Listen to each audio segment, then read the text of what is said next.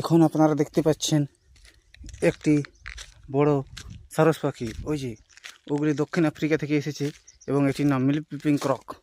এই যে দেখতে দেখতে উড়ে গেল একটি মাতা পাখি। এই দেখতে পাচ্ছেন এগুলি দক্ষিণ আফ্রিকা থেকে এখানে এসেছে।